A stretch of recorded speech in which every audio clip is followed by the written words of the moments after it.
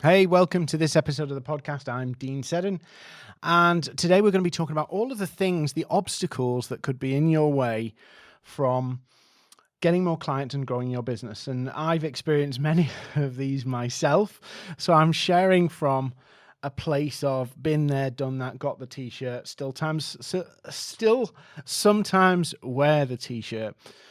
So over the years, I've met lots of people who have really great ideas, really, really good ideas, and they just feel like something's missing, something's wrong.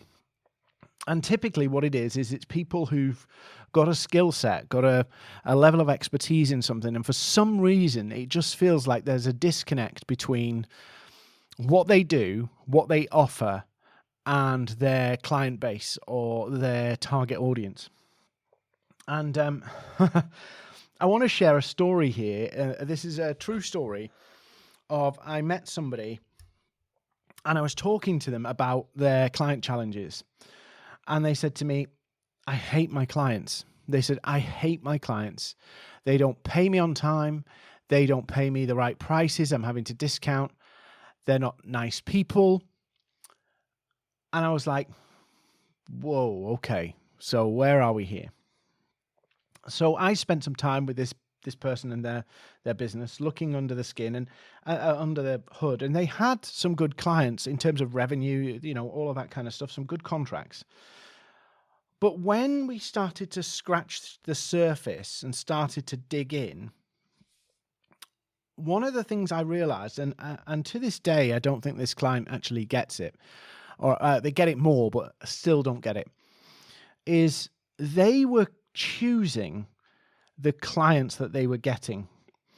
And when I said to them, for every client you've got right now who's paying you sub 20% what your rate is, pretty much every time, the clients you're getting right now, you are choosing them. And you could see this kind of like they chewed on a wasp or something, right? But it was true. It was true. What they were attracting these clients, their efforts were getting them these clients. So I put a little plan together and said, what you need to do is get to the different clients. And so we put this plan together, and lo and behold, every time we started to implement that plan, every single time the client fought every time. No, I don't want to do this. No, that won't work. This won't work. My target audience won't pay for this. My target audience. And basically, the problem wasn't that the market wouldn't pay their rates. It wasn't that the service wasn't valuable. But the client was obsessed with marketing their business to people who see their service as a commodity. So, if I'm selling, I'm helping businesses grow, and I go to a business growth consultancy who are very successful and try and get on their books as a freelance consultant, they're going to pay me not the same rate as if I target somebody who really needs a business growth consultant, a genuine business who really is stuck and struggling. And I don't even know how to explain this properly, but I see lots of people marketing themselves to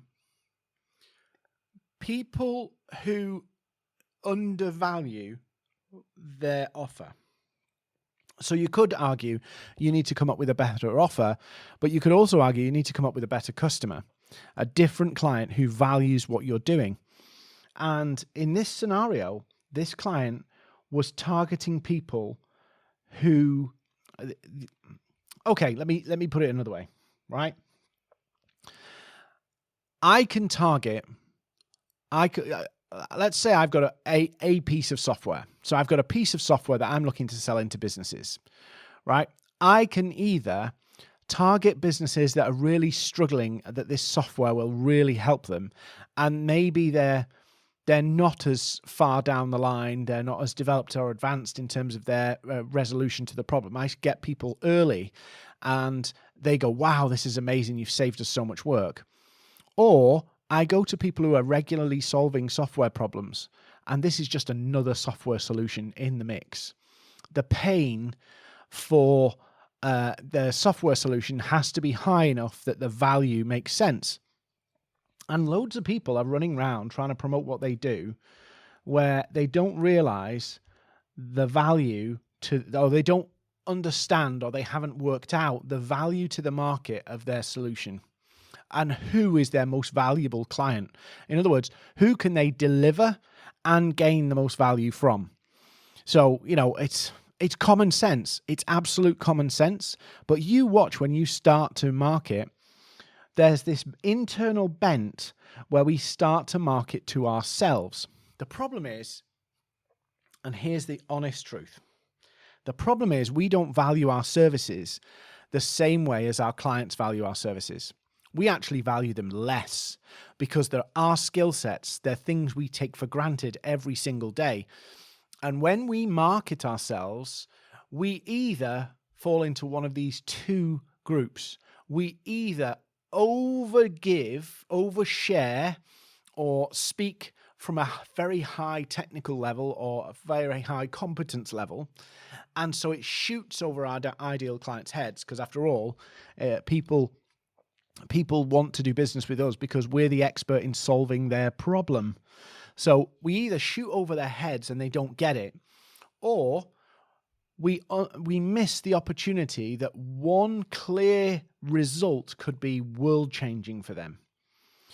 And so instead of, we either shoot over their heads, or we end up basically talking to the wrong people about the wrong offer with the wrong value piece, and so they just don't get it. So if you're in a position, I want to do some maths with you. There's 7 billion people on the planet, 7 billion people. How many of those 7 billion are potential clients for you? Just ponder that down, scribble it down. How many of those are potential clients for you? So I might say, well, I don't know, there's 5 million businesses in the UK. There's probably 30 million in the US. So let's say there's 50 million businesses that I could help. 50 million businesses. So 50 million businesses. And now, because of the world we live in, we can get to them easily across the world, anywhere. It's brilliant. So I've got 50 million as my marketplace. And I have to get how many clients? So let's say I have to get 100 clients up to 50 million, right? And do this exercise for yourself. I have to get 100 clients out of 50 million people or 50 million businesses. So if I'm not getting clients, it's not that there's a shortage of clients. It's a shortage of, first of all, offering that's valuable to them. An offering, what you're going to sell to them, that is valuable to them. 2, it's the message that wraps all this up and communicates this so that they can see you, build that trust, build that credibility, all of that stuff. The packaging of you as a person, as a business, your messaging. And then it's about, well, hang on a minute. Am I getting in front of that audience? Have I got in front of that audience? So where is that audience? Have I got in front of them? And then have I got a system to take them from complete stranger to client?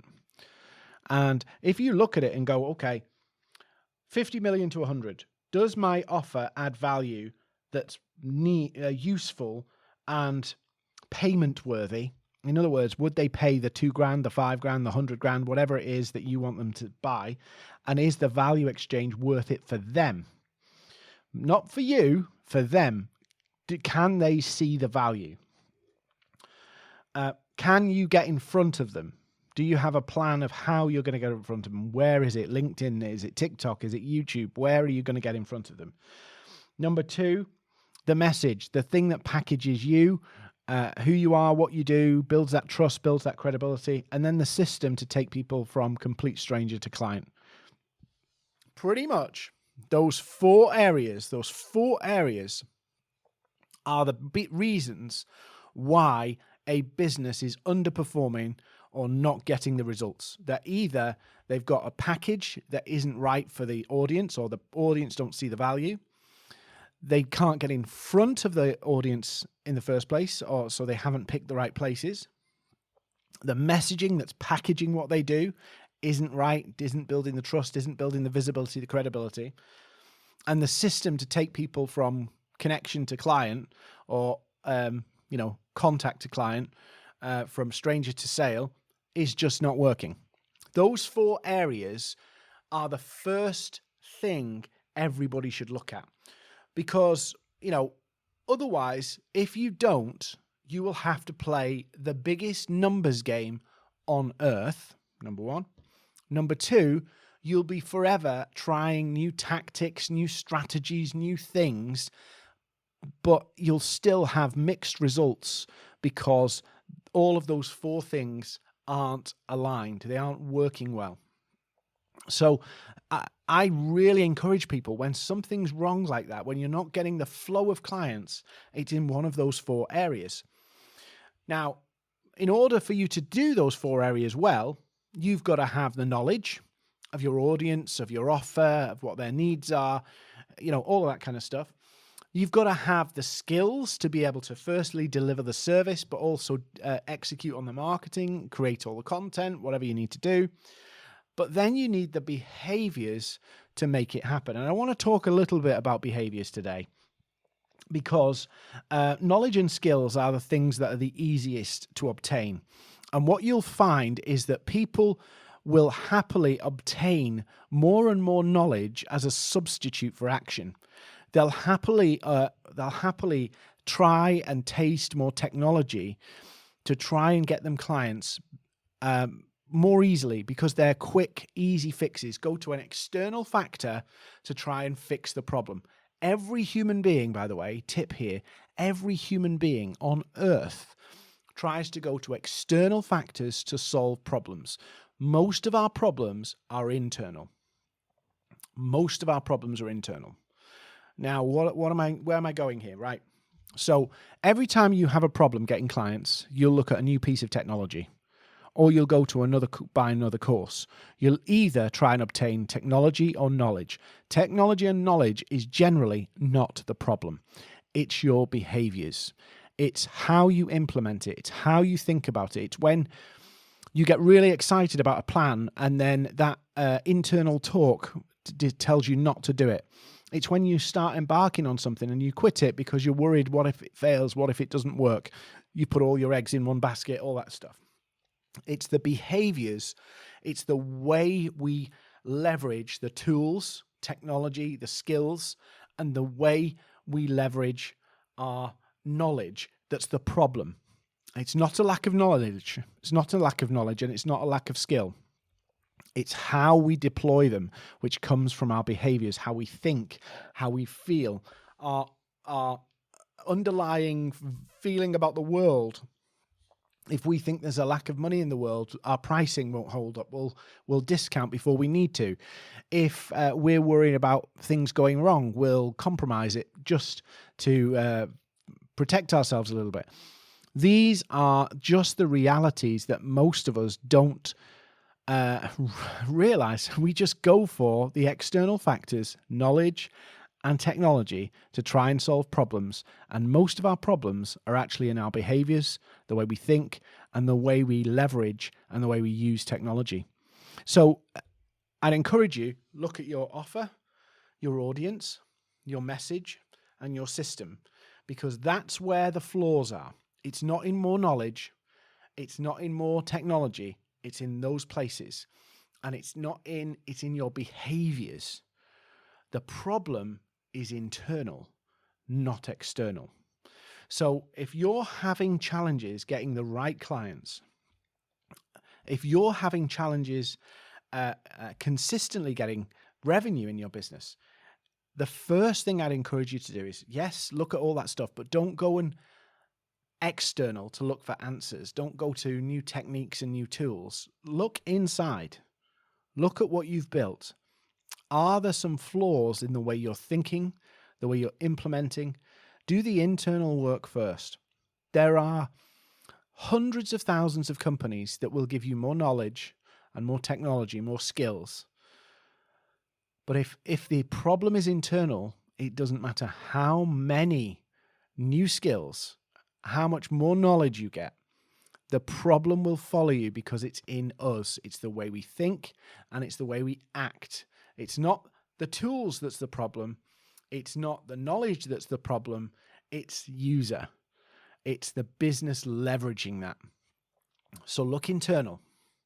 Look at, does my offer resonate with a target audience? Can it give real value that people really need and are prepared to pay for? Can I get in front of that audience easily and at a pace that works for my business? Can I get in front of them? The message, how have I packaged this? Does it communicate? Is it building trust and credibility and all of those things? Key. And finally, the systems, the process to repeatably get new business and deliver that service. Is that there? These are the fundamentals of business, but if they're not right, it doesn't matter how much new gadgets, how many more shiny objects, it doesn't matter how much new knowledge you learn. If you haven't got this, your inside right, it will always be dysfunctional externally. So I'd encourage you, don't just simply pursue more knowledge, more courses, more this. Don't pursue more gadgets. Look at the behaviors within you, the way you approach the world, the way you see the world. I could give two different people with two different mindsets and talk and say, write a piece of content about the value you can bring. One of them would be kick-ass and confident and powerful, and somebody with the wrong mindset, it will be vague, waffly, too much information, blah, blah, blah, blah. Yeah. So I would encourage you, look at those things. Most of your problems are not in buying more tech. They're not in buying more knowledge or getting more knowledge or learning more stuff. It's actually in the behaviors behind what you're already doing. It's the way you're thinking about what you're already doing. There are people making money from ads. There are people making money from cold outreach. There's people making money from content. There's people making money from everything. It's not knowledge. It's not technology. It's you, and it's the way you deploy that. So check it out. Check yourself out. I have to do this to myself all the time because sometimes I talk myself out of things because I think, oh, I'm coming from working class background. People wouldn't like that. People wouldn't do that. So I have to accept that whilst I am a subject matter expert, I'm also not the best judge of my client's appetite. I am not the best person to instinctively judge that because I am not my client. And so I invest a lot of time in understanding things from my client's perspective because my view on the world is tainted because I'm not my client. Same for you. Your view on the world will be different to your client's view just because you've overcome some of the things that you help clients solve. So take what you will from that, but I think this is a common problem and it persists in a lot of people. That client who I told you about that I had fights with because they were targeting the wrong audience because they viewed that the best people to sell to were people who knew their stuff really well. Actually, they insisted on carrying on doing that.